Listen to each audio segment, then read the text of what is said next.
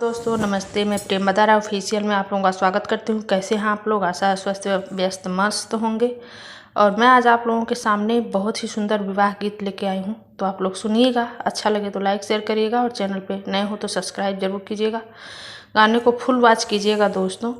बस 1 महीने ही समय बचा है, हमारा चैनल अभी तक मोनेटाइज नहीं हुआ, वॉच टाइम ही नहीं पूरा हुआ। तो आप लोग गाने को सुनिए तो पूरा सुना करिए और अपना प्यार दुलार दीजिए। धन्यवाद।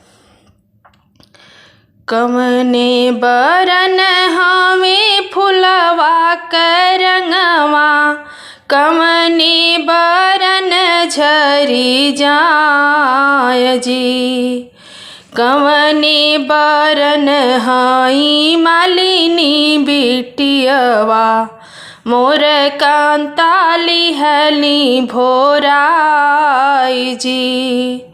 कमने बरन हई मालिनी बिटियवा, मोर कांताली हली भोराई जी।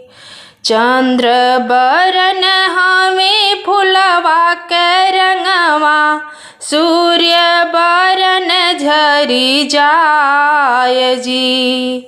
सेनुरा बरन हई मालिनी बिटियवा, मोर कांताली हली भोराई जी।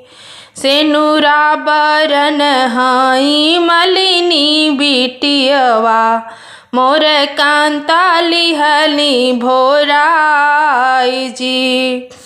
जब हम होइबे अपने पापा के धियवा, मालिनी के देबे उजार जी। जब हम होइबे अपने भाई के बहिनिया, मालिनी के देबे उजार जी।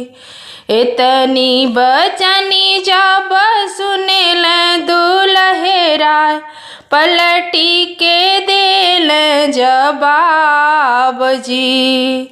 जऊ हम होबे अपने पापा के पुतवा, मालिनी के देबे बसाई जी। जब हम होबे अपने भाई के भैया, मालिनी के देबे बसाई जी।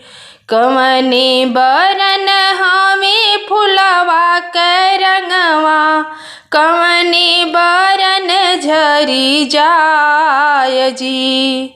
कमने बरन हई मालिनी बिटियवा, मोर कांताली हली भोराई जी।